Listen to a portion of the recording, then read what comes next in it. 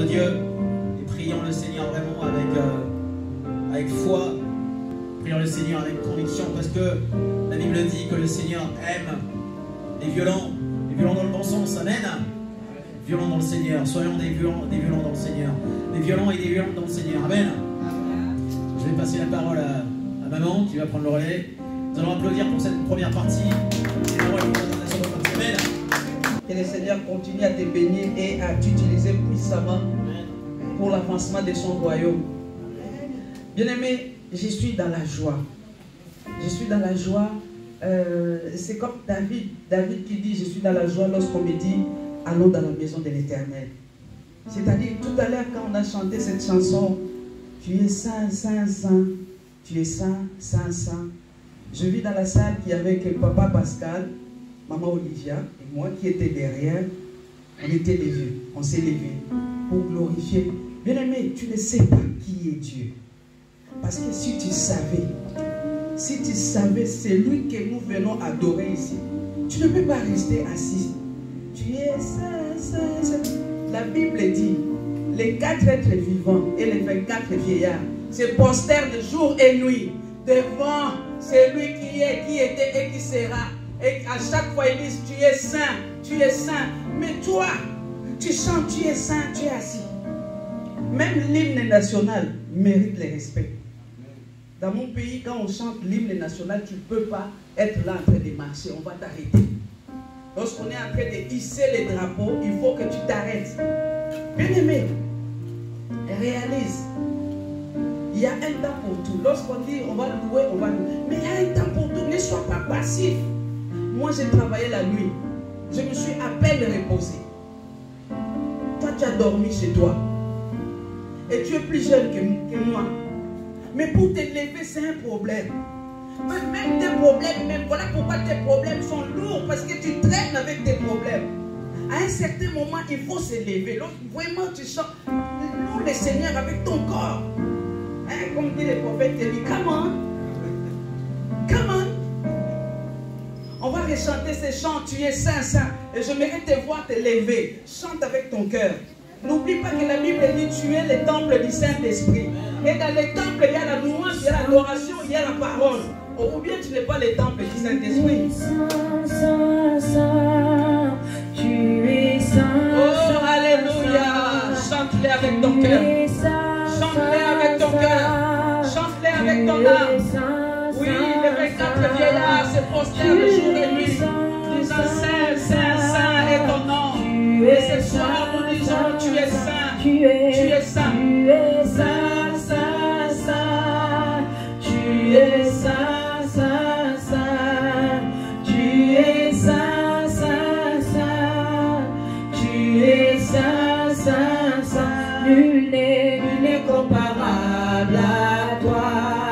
Et Yahweh, tu es digne d'être acclamé. Tu es digne d'être acclamé. Et Yahweh, Tu es digne d'être élevé. tu es digne d'être élevé.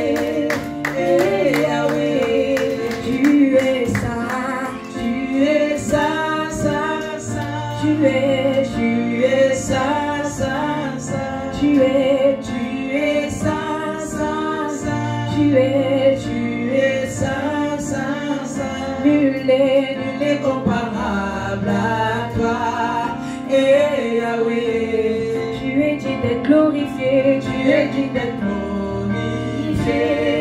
Et Yahweh, Tu es digne d'être élevé. tu es digne d'être élevé. Et Yahweh, Aux amours sans tout, aux amours sans tout, aux amours sans tout, aux amours sans tout, aux amours sans tout, aux amours sans tout, aux amours sans tout, aux amours sans okokani okokani na motote.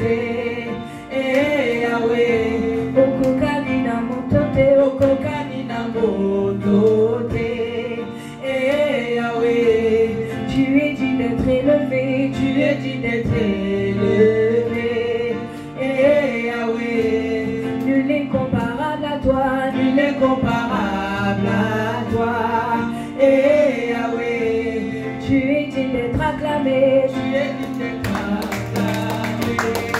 Eh Yahweh, tu es digne d'être chanté, tu es digne d'être chanté. Eh Yahweh, tu es digne d'être chanté, tu es digne d'être chanté.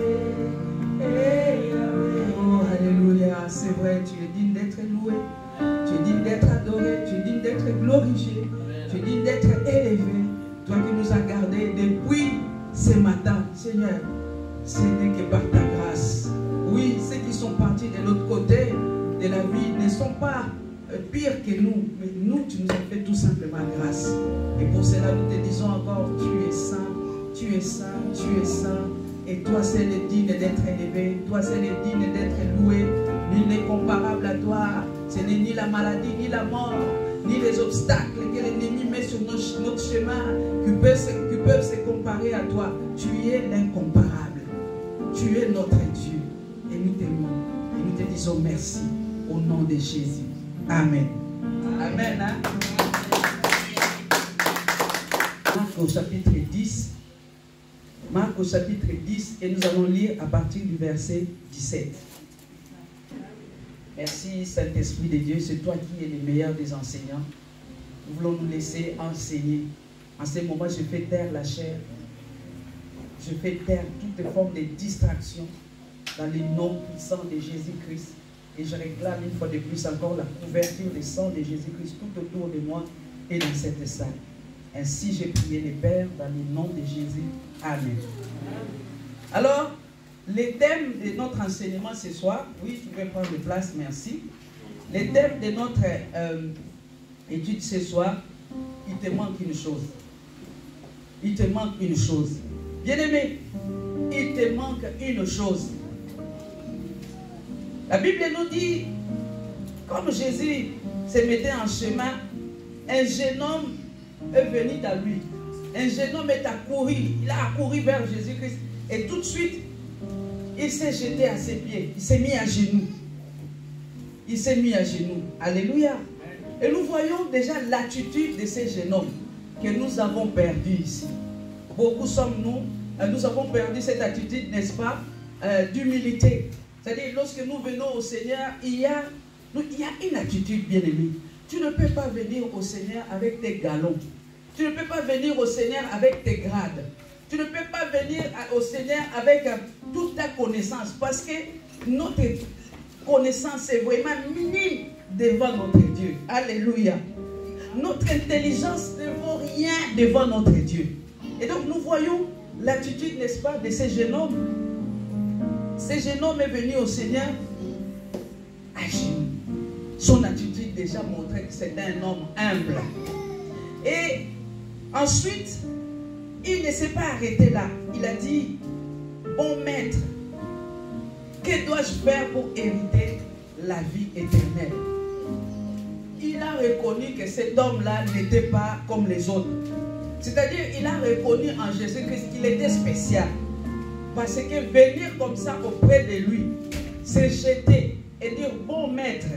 Et voyez-vous, la réponse de Jésus-Christ, Jésus lui dit, pourquoi tu m'appelles bon? Parce qu'il n'y a de bon que Dieu. Alléluia. Il n'y a de bon que Dieu. C'est vrai, l'homme est mauvais. Le cœur de l'homme est méchant. La Bible dit dans le livre de Jérémie, le cœur de l'homme est tortueux. Le cœur de l'homme est mauvais. Par-dessus tout, qui pourrait le connaître? Le cœur de l'homme est mauvais. C'est-à-dire, aujourd'hui encore, je parlais avec une de mes collègues et qui me disait, on parlait un peu de tout et de rien, de la vie quotidienne, de la méchanceté des hommes et au sein même de la famille. C'est-à-dire, souvent, nous avons comme ennemis les proches, les gens de la maison. C'est-à-dire, ça commence d'abord dans la maison. Avant que ça aille à l'extérieur, ça commence à la maison. Et donc, il y avait des complots comme ça, je vous passe les détails et tout. Et à la fin, je me suis dit, tu sais, Il n'y a de bon que Dieu. Je ne savais pas que j'allais parler de ça. Je dis, le cœur de l'homme est mauvais. C'est-à-dire, tu peux être avec quelqu'un qui te sourit, quelqu'un qui est disponible, quelqu'un qui est toujours à tes petits soins, mais en réalité, c'est lui ton ennemi. Voyez-vous, Judas, ce n'était pas quelqu'un de loin, il était proche. Quand Jésus parlait, Jésus enseignait, il était là aussi. Mais c'est lui qui prenait des informations.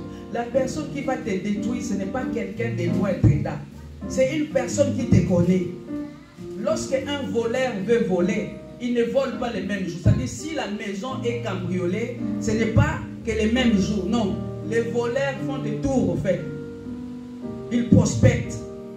Ils regardent les allées, venir, ils regardent comment vous sortez à quelle heure. Ils regardent les habitudes de la maison. Ils surveillent. Il faut qu'ils s'approchent pour qu'ils viennent cambrioler. Alléluia. Ne laisse pas l'ennemi s'approcher de toi.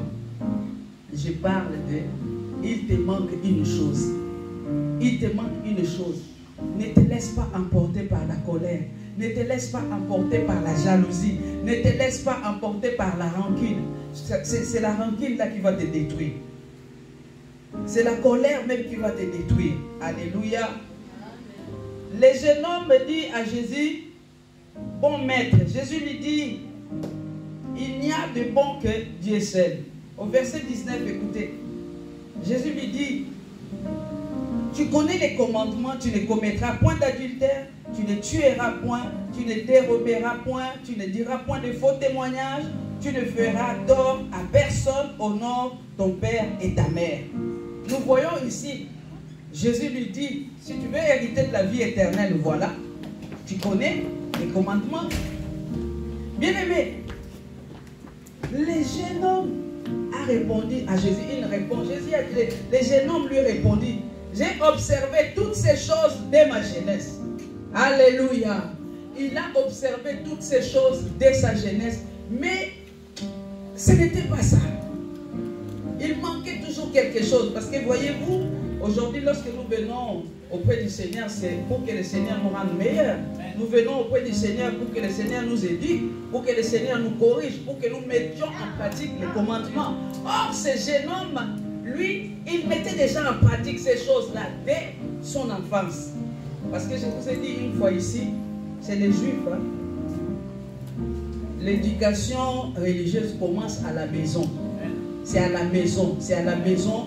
On instruit ils instruisent leurs enfants à la maison. Voilà que vous êtes un peuple à part. Tu aimeras le Seigneur. Ça, c'est à la maison. Chose que je déplore au milieu de nous chrétiens aujourd'hui. Nous venons à l'église et nos enfants sont laissés pour compte, comme on dit. C'est les Juifs. L'éducation, c'est à la maison. Papa et maman éduquent leurs enfants. La Bible dit dans les livres de Deutéronome, Dieu dit aux enfants d'Israël, quand vous allez prendre possession du pays que je vous donne, écrivez la loi de l'Éternel sur le fronton de votre maison. Inculque à tes enfants, aux enfants de tes enfants. Alléluia. Est-ce qu'aujourd'hui, si on nous pose cette question, est-ce que toi qui as donné ta vie à Jésus-Christ, est-ce que tu as inculqué la parole de Dieu à tes enfants? Est-ce que tu parles de Jésus-Christ à tes enfants? Les 28 devoirs à domicile, Matthieu 6, verset 9 à 13. Je dis chaque enfant ici. Alléluia. Le jeune homme m'a dit, dès ma jeunesse, j'ai observé toutes ces choses-là. J'ai observé toutes ces choses. C'est-à-dire, les jeunes hommes ne commettaient pas d'adultère parce qu'ils savaient. C'était une loi qui était inscrite. Bien aimé, lorsque tu es enfant de Dieu, les 10 commandements seront inscrits en toi. Alléluia. Si tu as le Saint-Esprit lui-même va commencer à t'éduquer. Le Saint-Esprit lui-même va commencer à t'enseigner. Toi, tu ne seras plus impudique. Tu ne seras plus adulte. Tu ne vas pas commettre donc ni de loin ni de près. Parce que tu as la loi qui est inscrite en toi. Alléluia. Le jeune homme a dit, je ne commets pas d'adultère. Je ne commets pas d'adultère. Et encore au moins, je ne suis pas criminel. Et la Bible nous dit ici, c'était un jeune homme qui avait tout. Il était riche. Donc, impossible qu'il soit voleur. Impossible. Maman Angela, il n'était pas voleur parce qu'il avait tout. Il était riche. Et il ne rendait pas aussi de faux témoignages. Quand on parle de faux témoignages, bien aimé, il faut vraiment que nous apprenions à être disciplinés. Combien sommes-nous à marcher dans les mensonges? Enfants de Dieu, de la même bouche tu pries et de la même bouche plutôt tu es en train de mentir. De la même bouche tu es en train de rendre de faux témoignages. Quand j'étais jeune, j'avais une copine, en fait, voisine de quartier. Et cette copine, en fait, elle était jalouse de sa grande sœur. Tout simplement parce que sa grande sœur avait les petites amies de son grand frère, plutôt de sa grande sœur, était un peu comme une star du quartier. Voyez-vous? Et comme les copains de sa sœur étaient comme une star dans le quartier, elle était jalouse de sa grande sœur. En fait, c'était sa demi-sœur.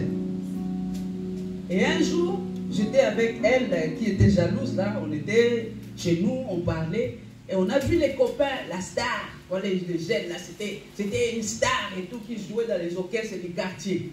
Hein, les orchestres du quartier, des fois il y a du succès et tout. Tu vois, la personne, c'est un peu comme une star. Et donc, la star là était avec sa sœur. Et sa sœur m'a demandé une bouteille d'eau fraîche. Vous savez, en Afrique, c'est pas tout le monde qui a des frigos et tout, mais chez nous, comme on avait l'électricité, donc il a demandé de l'eau fraîche. Et je suis parti, je cherchais de l'eau, j'ai donné. Quand la fille qui était avec moi est rentrée chez elle, elle est partie dire à sa sœur, ah, tu sais, tout à l'heure quand j'étais avec Vicky, elle a dit, d'ailleurs, qu'est-ce que tu montres? Parce que toi, tu es la copine de la star. Et tout. Donc, elle a raconté des faussetés sur moi. Et moi, je n'étais pas au courant. Et du coup, sa grande sœur ne m'adressait plus la parole. Elle ne m'adressait plus la parole. Un jour, j'ai dit non, il faut que j'arrête ça. Il faut que je demande qu'est-ce qui se passe. Parce que moi, je ne savais rien. Donc, je suis parti voir la fille en question. J'ai dit, mais écoute, qu'est-ce qui se passe?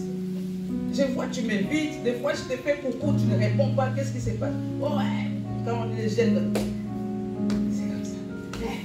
Toi, tu es parti. Toi, oh, maman, Angela, ça te rappelle quelque chose? Quand on était jeunes, nous, c'est comme ça, très dingue. Vous, c'est maintenant, c'est avec les longs français. Nous, comme il n'y a pas de... Comment Sidonie, tu te reconnais? Oh. Et j'étais là, j'ai dit, mais je n'ai jamais dit ça. Papa Gamassa, c'était la parole de sa demi-sœur contre ma parole. J'ai dit, ah, j'aime pas ça en tout cas. On appelle ta petite sœur, ta demi-sœur pour demander parce que j'ai la petite sœur a dit, oui, Vicky, tu l'as dit. Pourquoi tu veux mentir?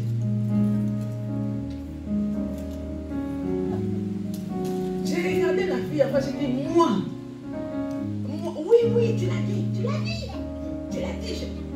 Et puis, sa sœur a compris, elle a dit, bon, laisse tomber, c'est bon, laisse tomber.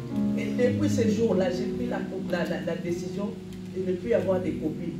Depuis, j'avais que des... Moi, mes amis, c'était que des garçons.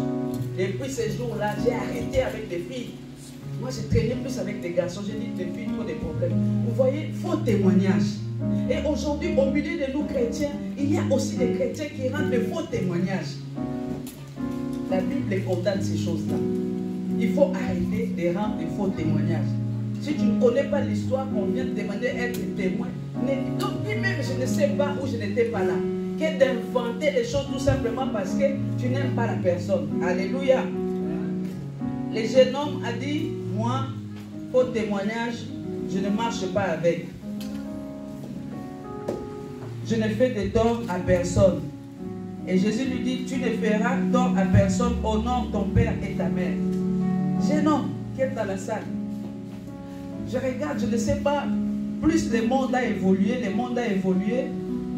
il y a les bons, il y a aussi les mauvais. Parce que moi, quand j'ai grandissé, les papas du voisin, c'était comme aussi papa. La maman de la voisine, c'était comme la maman aussi. Les yaya du quartier, on l'appelait yaya, c'est-à-dire grand frère ou grande sœur. Mais aujourd'hui, tu vas voir un enfant Non, que le Seigneur nous aide. Tu vas voir un enfant comme Angelo qui vient, qui se pointe devant toi et puis qui t'appelle Victoire. Comment tu vas? Ah. Alléluia. Bon, c'est mon prénom. C'est mon prénom. Je vais bien. Mais quand même, un enfant qui vient comme ça, qui dit hey, Victoire, merveille est là. Oh, attends, je suis ta copine. Hein? Aujourd'hui, il y a des enfants comme ça. Tu lui réprimandes. Il dit, t'es qui toi? T'es pas ma mère. Oh. Nous, à l'époque, tu dis ça à une maman de quartier. C'est-à-dire la maman là va te frapper. Après, elle va t'amener chez toi et chez toi, on va encore te frapper. Mais aujourd'hui, tu vas voir, et les papas, je ne sais pas, les papas et la maman, non, tu n'as pas le droit de toucher à mon enfant.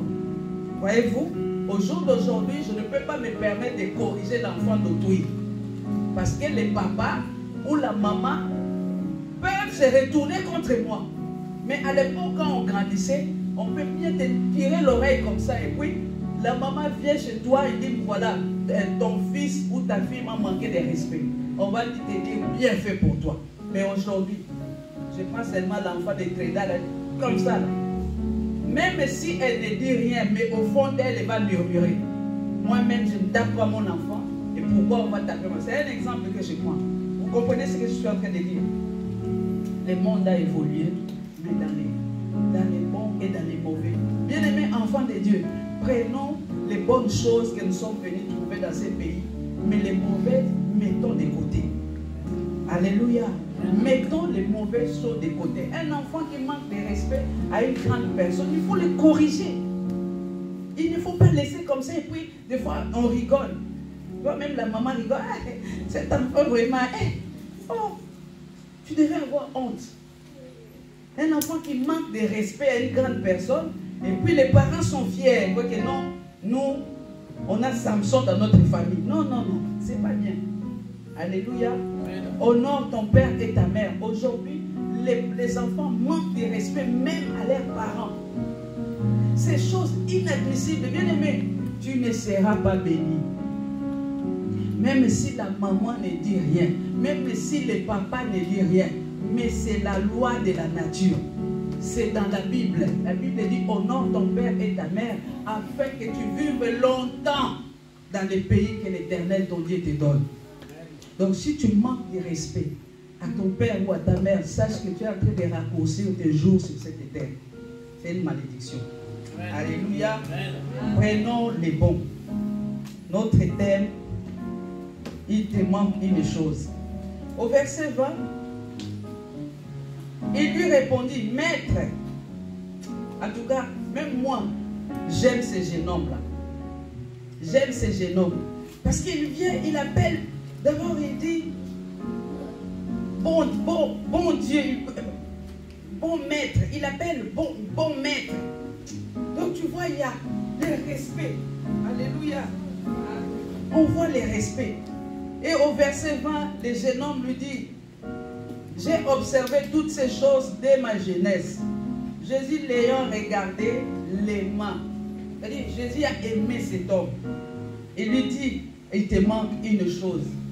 Il te manque seulement une chose. Tu as tout observé. Et ce soir, le Seigneur nous dit, il nous manque une chose. Tu fais des efforts? Oui. Tu pries? Oui. Tu honores ton père et ta mère pour ceux qui ont encore des parents? Oui. Tu n'aimes pas la femme d'autrui? Oui. Tu n'es pas impudique? Oui. Tu ne fais pas de faux témoignages? Oui. Mais il te manque une chose. Alléluia. Amen.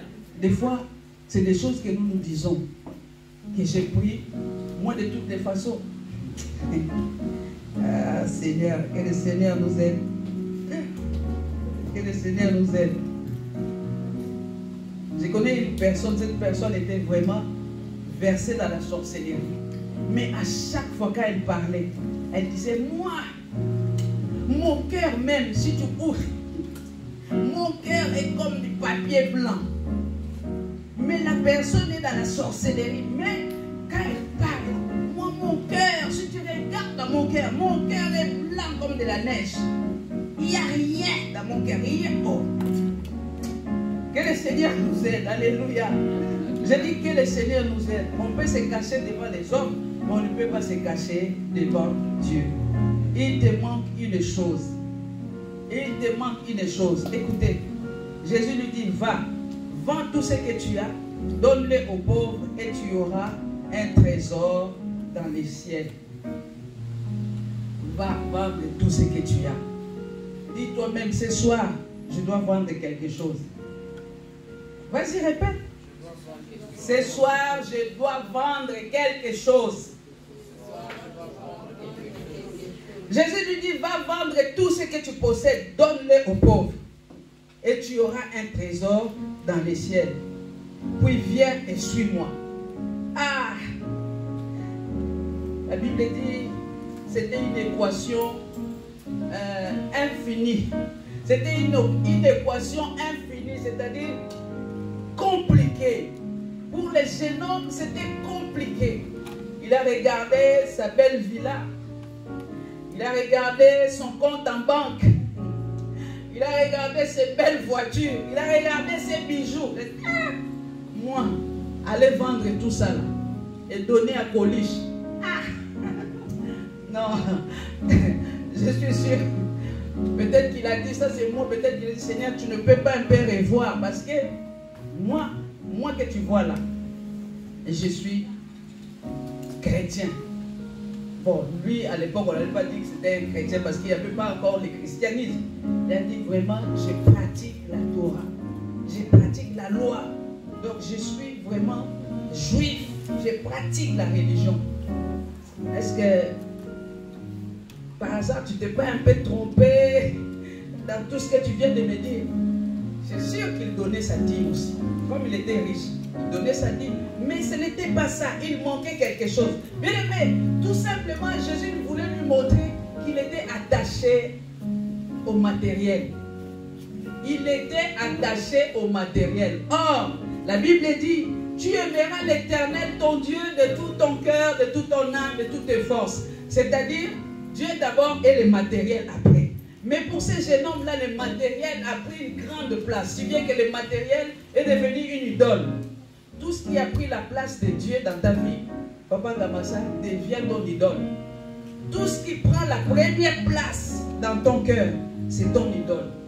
Alors ce soir, tu dois vendre cette idole-là. Alléluia. Tu dois vendre cette chose-là. Tu dois vendre la chose qui a pris la place de Dieu. La Bible dit, Jésus lui dit, va vendre tout ce que tu as, donne-le aux pauvres. Ensuite, viens et suis-moi. Alors, quand je méditais sur ça, je me suis dit, mais quand le Seigneur lui a dit, va vendre tout ce que tu as, et ensuite viens et suis-moi. Pourtant, ce jeune homme-là, c'était un homme, on peut se dire qu'il était intègre. Il était intègre. Donc s'il était intègre, il allait au temple. Il allait au temple. Parce qu'il observait toute la loi. Mais pourquoi Jésus lui dit, viens et suis-moi? Bien-aimé, venir à Jésus-Christ et suivre Jésus-Christ, c'est deux choses différentes. Venir à l'église, c'est autre chose. Suivre Jésus-Christ, c'est autre chose. Alléluia. Je vais m'expliquer. C'est-à-dire, Jésus a dit, celui qui veut venir à moi fasse quoi? Qu'il porte sa croix et qu'il me suive. Qu'il me suive. Tu peux venir sans pour autant suivre Jésus-Christ. On peut être chrétien sans pour autant suivre Christ. C'est-à-dire, on est chrétien, on vient à l'église, mais on ne suit pas. En réalité, on ne suit pas Jésus-Christ. Quelqu'un qui suit Jésus-Christ, c'est une personne qui marche avec lui. C'est une personne qui fait ce que lui, il fait. L'apôtre Paul dira, soyez mes imitateurs comme moi je le suis de Christ. Soyez mes imitateurs comme moi je le suis de Christ. Et aujourd'hui, toi-même, en toi-même, aujourd'hui c'est l'enseignement, en toi-même, commence à te poser des questions. Est-ce que moi je suis vraiment Jésus-Christ? Est-ce que moi je suis vraiment Jésus-Christ? Nous avons chanté un chant tout à l'heure qui disait, je te donne tout sans rien retenir. Est-ce que tu as tout donné à Jésus? Est-ce que tu as tout donné à ces dieux-là? Est-ce que tu n'as rien retenu dans ton cœur? Est-ce que tu as tout déposé? Tes craintes, que ce soit tes craintes, que ce soit des angoisses, que ce soit tes besoins, est-ce que tu as tout donné? Ou bien c'est une partie que tu gardes pour toi parce que ça, je crois que le Seigneur ne peut pas résoudre ça. Ça, c'est à moi-même de gérer. Alléluia. Comme quelqu'un disait, je gère. Ça, je vais gérer. Mais Seigneur, toi, prends ça. Mais ça, il faut que je me venge d'abord. Avant d'abandonner, il faut que je vais d'abord me venger. Alléluia. Tu es ici ce soir dans cette salle. Si tu as ça dans ton cœur, tu veux d'abord te venger. Non. Le Seigneur te dit, arrête ça. Abandonne. Laisse tout entre les mains de Jésus-Christ. Alléluia. Ne cherche pas d'abord. Non, non. Oui, je vais le faire. Mais d'abord, je vais me venger. Je vais d'abord me venger et ensuite je vais pardonner. Non.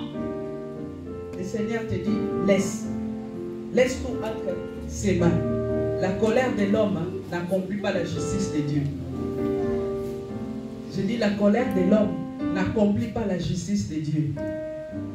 Des fois, on nous dit des choses, mais nous avons tellement une idée arrêtée. Nous avons déjà pris notre décision. Si bien que tout ce qu'on pourrait nous dire, ça entre par là et ça va sortir par là parce qu'il y a déjà une décision arrêtée en toi. C'est-à-dire, je vais d'abord faire et ensuite, fais attention parce que le lendemain ne t'appartient pas.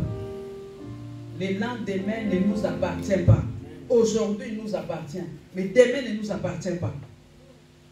Demain ne nous appartient pas. Alléluia. Je dis, si tu es ici ce soir, je t'en supplie. Tu as pris la décision de te venger d'abord. Non, le Seigneur ne veut pas ça. Le Seigneur ne veut pas ça. Pardonne et laisse tout entre les mains du Seigneur. Pardonne et laisse tout entre les mains du Seigneur. Ça te fait mal, oui. Mais ne dis pas, je vais me venger d'abord. Laisse. La colère de l'homme n'accomplit pas la justice de Dieu. Je reviens à la parole. Jésus lui dit, viens, va vendre, ensuite tu viens et tu vas me suivre. Bien aimé, est-ce que lorsqu'on regarde vraiment, est-ce que Jésus avait vraiment besoin de la richesse de ces jeunes hommes? C'est Dieu qui donne. Ce que Jésus voulait enseigner à ces jeunes hommes, c'est que arrête de t'attacher au matériel. Ce soir, tu es ici. Tu es attaché à quoi? Tu es attaché à quoi? Le Seigneur te dit, laisse. Il y a des personnes qui sont attachées au sexe. Il y a des personnes qui sont attachées au mensonge. Il y a des personnes qui sont attachées à la colère. Il y a des personnes qui sont attachées, mais